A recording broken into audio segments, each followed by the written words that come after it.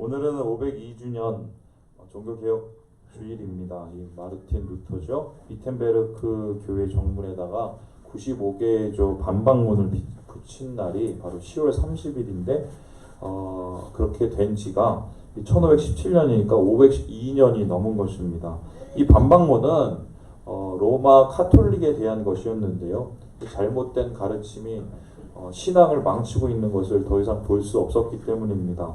이후에 기독교는 두 개의 흐름으로 나뉘어지게 되는데요. 바로 구교와 신교, 카톨릭과 개신교입니다. 특별히 루터를 비롯한 종교개혁자들은 이 이후에 별명이 붙여지는데요. 그게 뭐냐면 프로테스탄트예요. 그래서 여러분들을 한마디로 이 카톨릭 다니시는 분들이 도매급으로 프로테스탄트라고 그러거든요. 근데 이게 어떤 뜻이냐면 항의자, 대항자라는 뜻입니다. 그래서 이 단어를 잘못 이해하면은 마치 종교개혁자들과 개신교를 믿는 사람들이 공교회에 대항하고 무리를 일으키는 싸움꾼처럼 느껴지는데요.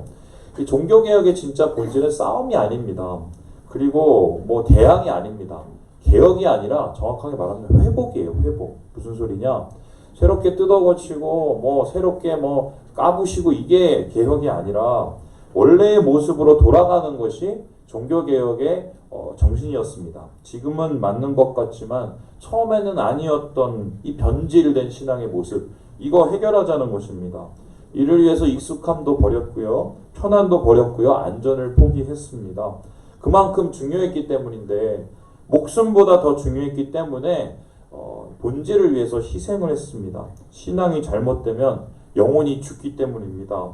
잘못된 신앙이 잠깐의 안락을 보장할지 모르겠지만 결국은 영원한 천국을 빼앗을 수 있기 때문에 이들은 싸워야 했습니다. 종교개혁자들이 모든 것을 다 희생하고 지키려 했던 그 본질의 신앙은 무엇인가?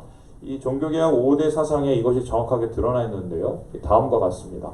솔라 스크립투라, 이건 뭐냐면 오직 성경, 솔루스 크리스투스, 오직 그리스도, 솔라 그라티아, 오직 은혜, 솔라 피데, 오직 믿음, 솔리 데오 글로시아, 그리고 오직 하나님께 영광, 이런 것입니다. 이게 무슨 뜻이냐?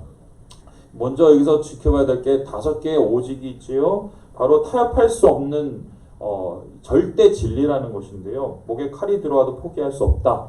영혼에 죽고 사는 문제다라는 뜻입니다. 그래서 개혁자들은 목숨을 걸고 지켜야 될 첫 번째 것이 뭐냐? 성경이라고 생각을 했습니다.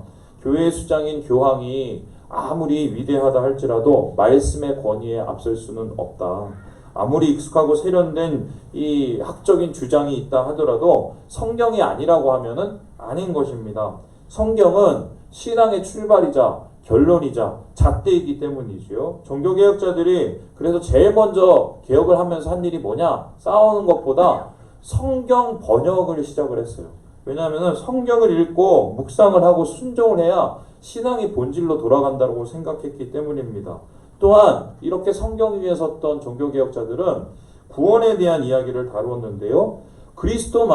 예수 그리스도만이 오직 유일한 구원자임을 말씀했습니다. 예수 외에 다른 구원은 없다.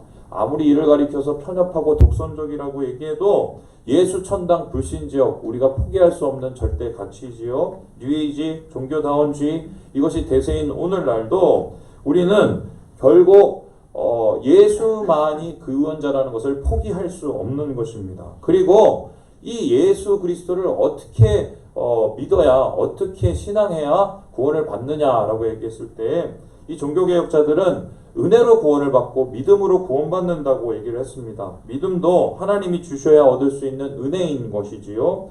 행위나 공로, 우리가 잘해서 구원을 받고 천국에 가는 게 아니라는 것입니다. 모두 죄인이며 구제불능의 영혼이기 때문에 하나님이 구원해 주셔야 구원한다는 아주 단순한 진리입니다. 그래서 이 종교개혁의 시발점이 되었던 이 면죄부 판매, 왜 이것을 죽음을 걸고 목숨을 걸고 반대했을까? 성전 건축을 위해서 죽은 자들의 이름으로 헌금 많이 낸다고 그래도 그 죽은 자가 다시 구원을 받거나 살아 돌아오지는 않는다는 것을 확신했기 때문입니다. 행위로 구원받고 공로로 구원받는다는 생각, 열심으로 구원받는다는 생각, 이게 짝퉁이고 인본주의적 발상이라는 것이 바로 종교개혁자들의 생각이었습니다.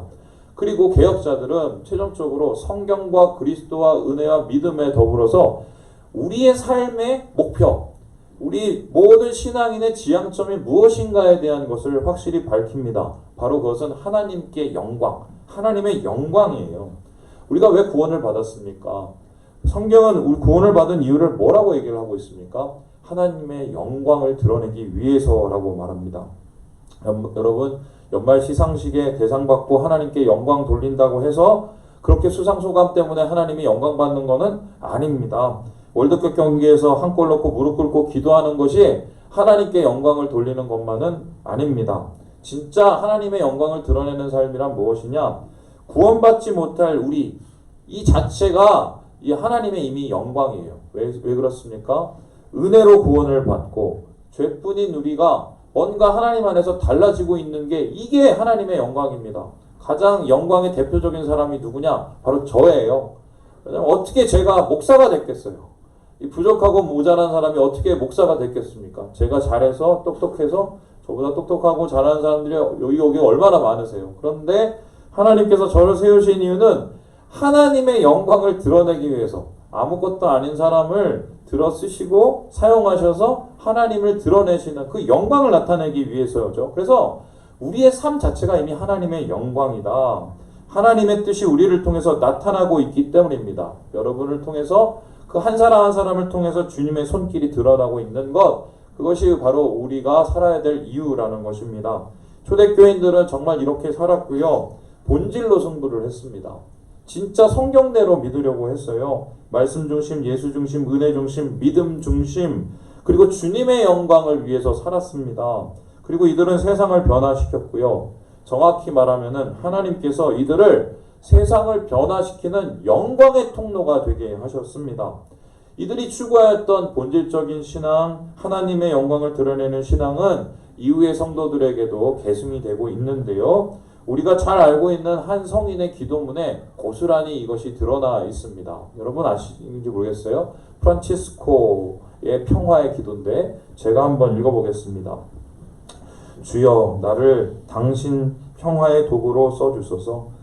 미움이 있는 곳에 사랑을, 다툼이 있는 곳에 용서를, 분열이 있는 곳에 일치를, 오류가 있는 곳에 진리를, 의혹이 있는 곳에 믿음을, 절망이 있는 곳에 희망을, 어둠이 있는 곳에 광명을, 슬픔이 있는 곳에 기쁨을 심게 하소서.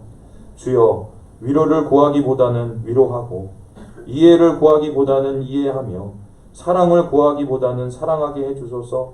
자기를 내어줌으로 받고 자기를 잊음으로써 찾으며 용서함으로써 용서받고 죽음으로써 영생으로 부활하리니. 여러분 이 기도문 사람들이 많이 좋아해서 곡절을 붙여서 이 예배 때 많이 부릅니다.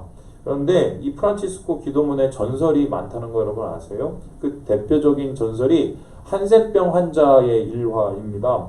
프란치스코가 어느 추운 겨울날에 집에 한 사람이 문을 두드리는 것을 듣고 나갔습니다. 갔더니 한센병 환자, 옛날로 말하면 문둥병 환자가 거기에 있는 것입니다. 추위에 떨고 있는 그를 안으로 들여놓고 먹을 것 주고 입을 것을 주었습니다. 그런데 이 한센병 환자가 고마워하기는커녕 갑자기 요구를 하나 했는데요. 그 요구가 뭐냐? 내가 지금 너무 추우니까 당신 체온으로 내 몸을 녹여달라고 얘기를 합니다. 한센병 환자가 옮을 수도 있는데. 그런데 이 프란체스코가 순간 마음이 굉장히 불편을 했어요. 그런데 그래도 사랑을 베풀어야지 이러면서 국률한 마음으로 그대에게 체온으로 그의 이 얼음장 같은 몸을 녹여줬죠. 그리고 나서 이제 잠을 잤는데요. 나중에 깨보니까 그 사람이 없는 거예요. 그래서 도대체 어디 갔을까 했는데 꿈속에서 예수님께서 나타나셔서 사실은 그가 나였다 이렇게 얘기하는 겁니다. 그래서 그때 프란체스코가 잠시라도 자기가 주저했고 마음속에 좀 힘들었던 그 순간을 회개하면서 이 기도문을 적었다. 이게 이 기도문에 내려오는 이제 전설이에요. 그런데 유감스럽게도 이 기도문은 프란치스코의 저작이 아닐 수도 있다는 것입니다. 그의 책에 이 기도문이 없어요. 그냥 전설로만 전해지고 오히려 이 프란치스코보다 한 200년 전부터 내려오는 이 성도들의 작자미상의 기도문이 있었는데요. 이 기도문하고 프란치스코의 평화의 기도문이 거의 흡사합니다. 그렇다면 이런 말이 됐는데 프란체스코를 비롯한 이 초대교회로부터 내려오는 그 영성들이 이어져서 이런 기도를 계속해서 하나님 앞에 드려왔던 거예요. 그래서 더 의미가 있는 건데 최소한 교회가 부패하고 교인들이 망가지기 전까지는 많은 교인들이 본질로 신앙하려 했습니다. 그래서 하나님 영광 위에서 살아가는 것이 당연한 삶의 목표라고 생각했던 것 같아요. 여러분, 이 기도문이 어떻게 느껴집니까? 평화로우십니까? 아니면은 기분이 좋으십니까? 그런데 잘 듣다 보면 듣기는 평화로울 수 있으나 살기는 매우 고민이 되는 기도문입니다. 남 얘기면 좋으나 내 얘기면 불편한 그런 글이지요. 이제 좀 제가 뼈아픈 소리를 해보겠습니다. 사진을 좀 보여드리겠는데요. 이 사진은 뭐냐면 올해 한국교회에 있었던 굵직한 사건들을 모아놓은 것입니다. 세습의 길을 터준 이 통합총회, 그리고 동성애자들을 축하하는 퀴어 축제에 나온 또 한 이상한 교회, 또 이 불법적으로 이 건축해서 이 시민들의 땅을 점령한 또 한 교회의 건축 이야기, 그리고 사람들의 마음을 들쑤셔서 시위와 이 분열에 동참하게 만드는 또 여러 목사님들의 이야기. 여러분, 굳이 설명해 드리지 않겠지만 1200년 전에 작자미상의 성도가 기도드렸던 그 기도, 그리고 1000년 전에 아시시의 프란체스코가 하나님 앞에 올렸던 그 기도, 그리고 500년 전에 종교개혁자들이 하나님께 드렸던 기도와는 너무 다른 교회가 돼버린 것 같습니다. 너무 다른 신앙인이 된 것 같습니다. 그래서 마음이 아프고요. 이 땅의 교회가 낯선 교회가 되는 데에 저 역시 일조를 하거나 방조를 한 것이 아닌지 마음을 돌아보게 됩니다. 결국 이 간격의 문제가 아닌가 싶은데요. 신앙이라는 것은 아는 것과 사는 것의 간격 같습니다. 듣는 것과 따르는 것의 간격 같습니다. 남 얘기와 내 얘기의 간격 같습니다.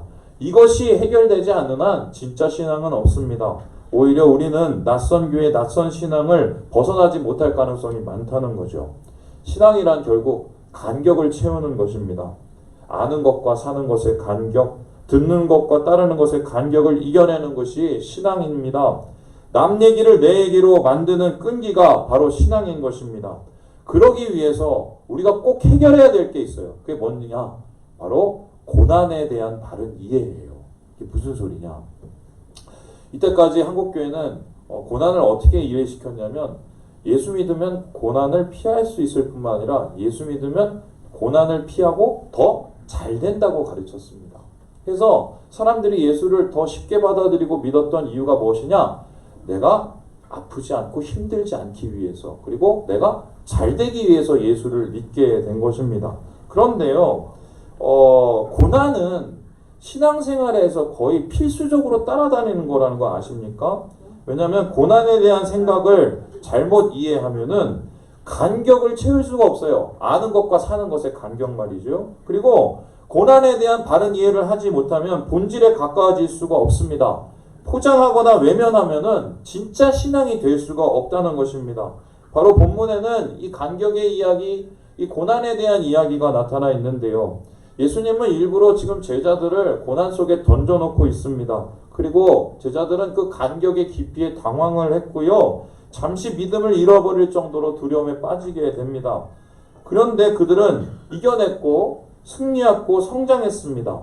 이 체험 모두 예수님께서 허락하신 건데, 다시 말해서 현장 체험 그리고 체험 수업을 통해서 제자들에게 진짜 신앙의 길을 제시하고 있는 거예요. 고난을 어떻게 이해하고 아는 것과 사는 것의 간격을 어떻게 채워나가야 되는지, 진짜 신앙이 무엇인지를 이 풍랑의 사건을 통해서 예수님께서 말씀하고 있는 것입니다. 자, 그렇다면 예수님께서 제시하시는 진짜 고난에 대한 바른 이해, 그리고 이 진짜 신앙에 대한 바른 모습은 무엇일까? 본문을 통해서 우리는 본질적인 신앙을 세 가지로 이해할 수 있겠습니다. 첫 번째는 무엇인가? 우리 같이 한번 읽어보겠습니다. 시작! 예수님을 따라도 풍랑을 만난다.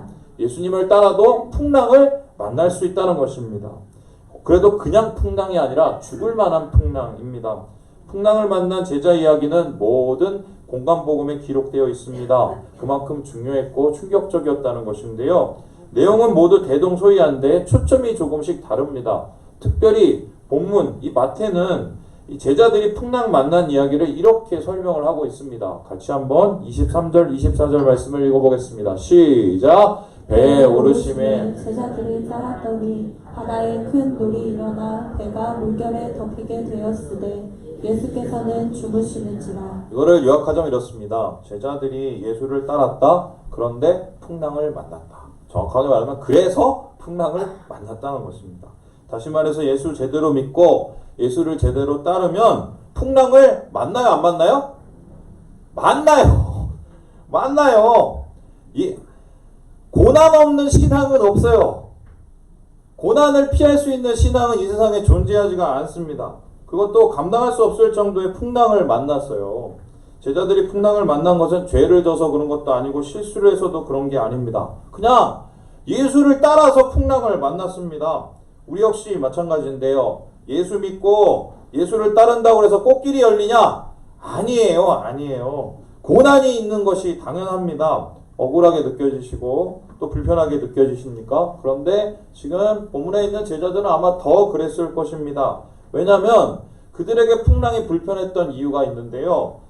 치른 대가가 컸기 때문이에요. 이게 무슨 소리냐? 22절의 말씀을 같이 한번 읽어보겠습니다. 시작! 예수께서 이르시되 죽은 자들이 그들의 죽은 자들을 상사하게 하고 너는 나를 따르라 하시니라. 본문에 앞서 두 사람의 얘기가 나오는데요. 한 사람은 서기관이고 한 사람은 부친상을 당한 사람입니다. 그런데 이 사람들 모두 예수님을 따르겠다고 왔습니다. 그런데 다 거부를 당했어요. 그 이유가 뭐냐?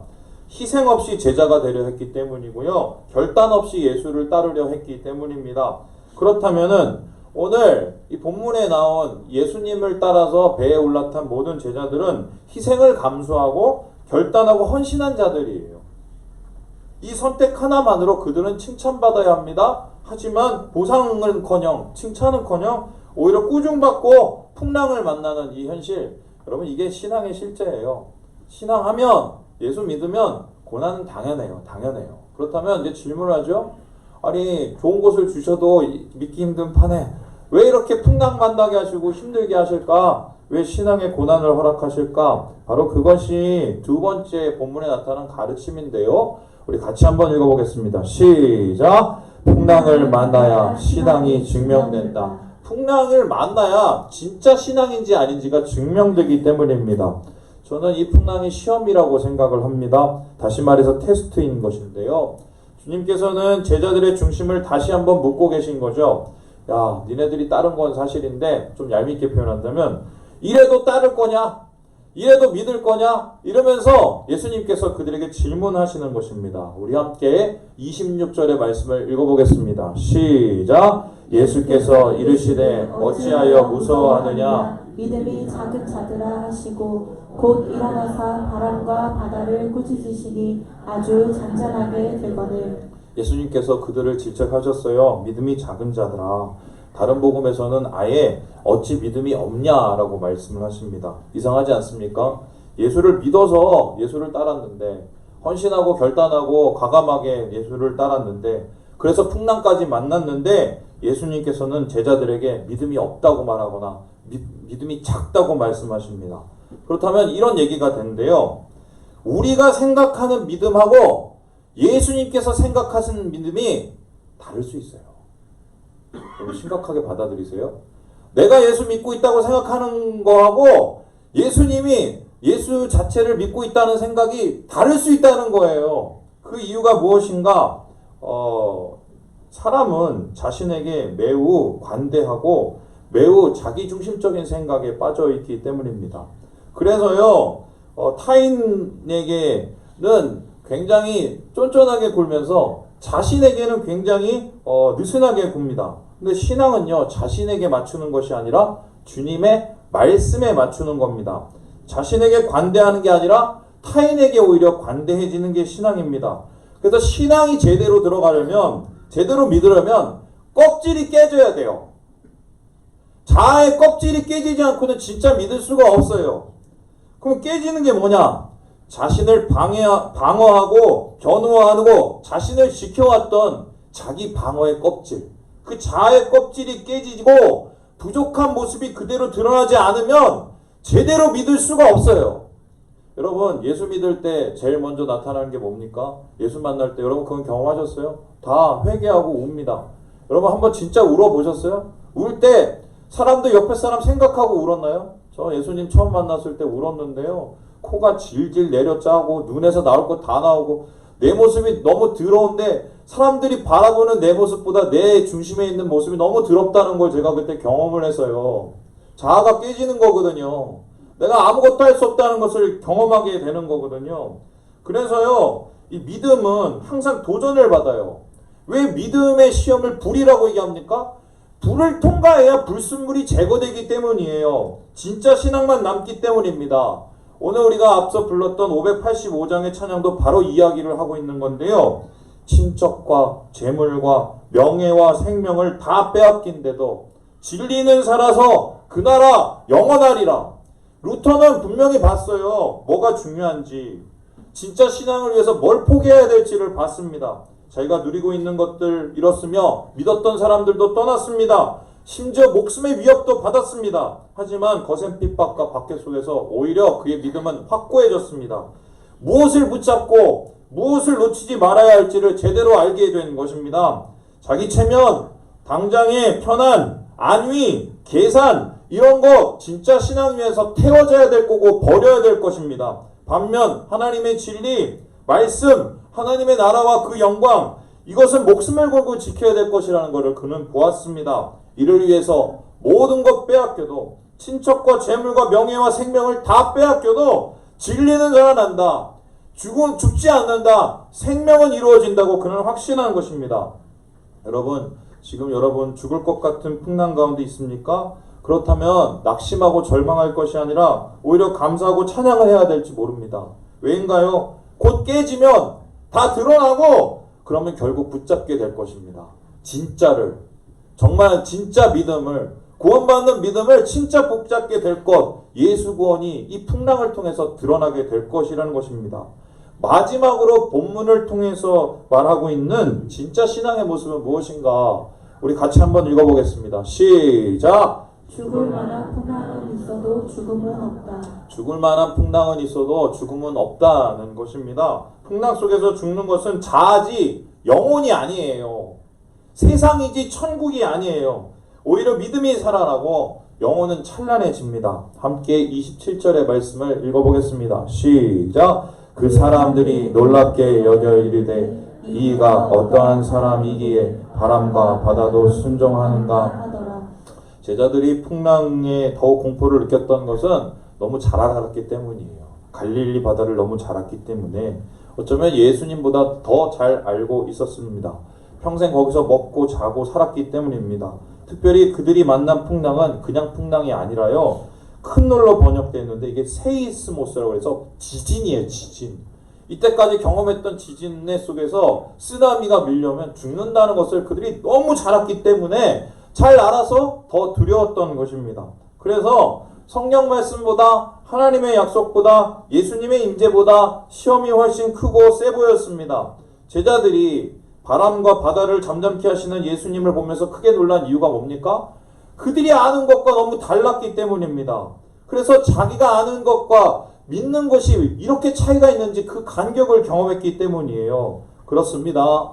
우리가 시험 가운데 더 힘든 이유가 무엇입니까? 너무 똑똑해서 그래요. 너무 똑똑해서. 여러분 아는 게 힘입니까? 아니면 모르는 게 약입니까? 뭐예요? 예, 이 속담과 명언의 충돌을 어떻게 해석할까요? 알고 모르고의 문제보다 더 중요한 게 무엇을 어떻게 아느냐예요. 그래서 알아도 제대로 알아야 된다는 것입니다. 신앙이라는 것은 제대로 아는 거예요. 뭘 제대로 압니까? 아는 것과 믿는 것의 싸움. 그래서 진짜 포기할 것과 포기하지 말아야 될 것을 제대로 아는 것이 진짜 신앙인 것입니다. 곧 죽을 것 같은 쓰나미 속에서도 살 수 있다는 것을 알 수 있는 것이 진짜 신앙이에요. 아무리 길이 없다고 해서 끝난 것이 아니라는 것이 그걸 믿는 게 그 신앙이에요. 그 이유가 무엇입니까? 예수님이 계시기 때문이에요. 그래서 믿음을 위한 시험, 성장을 위한 진통, 이것은 예수님과 함께 할 때 더 찬란해진다는 것입니다. 우리 함께 고린도전서 10장 13절 읽고 마무리를 해볼까요? 시작! 사람이 감당할 시험 밖에는 너희가 당한 것이 없나니 오직 하나님은 미쁘사 너희가 감당하지 못할 시험 당함을 허락하지 아니하시고 시험 당할 즈음에 또한 피할 길을 내사 너희로 능히 감당하게 하시느니라. 이 말씀을 많은 분들이 좋아하시는데 잘못 좋아하시는 거예요. 이 말씀을 어떻게 이해를 많이 하시냐면 하나님께서 고난을 피하게 해주시고 고난 속에서도 우리를 좀 이렇게 기쁘고 편안한 길로 인도해 주신다. 그래서 기도를 하시면서 그래 하나님이 이렇게 고난을 피하게 해주실 거야 이렇게 믿고 계시는 건데요. 근데 고린도전서 10장 한번 쭉 읽어보세요. 그런 얘기가 아니에요. 이 얘기가 뭐냐면요, 안 죽는다는 얘기예요. 아무리 힘들고 어려워도 결론적으로 막 고난에 미칠 것 같아도 결론적으로 우리가 안 죽는다는 얘기예요. 피할 수 있는 힘을 하나님께서 주실 뿐만 아니라 이겨낼 수 있을 때까지 하나님께서 거기서 버티고 계신다는 거예요. 그래서 죽을 것 같은 풍랑이 와도 안 죽어요. 안 죽어요. 가끔 저희 그 교육자들 저한테 목사님 운전하는 거 보면은 정말 바로 죽을 것 같다고 막 이렇게 얘기하신 게 있어요.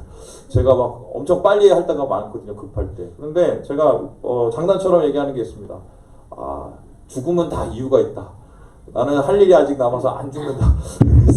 할 일이 닿으면 그때 죽는다. 뭐 우스갯소리지만 여러분 믿는 자에게는 그냥 죽는 게 없어요.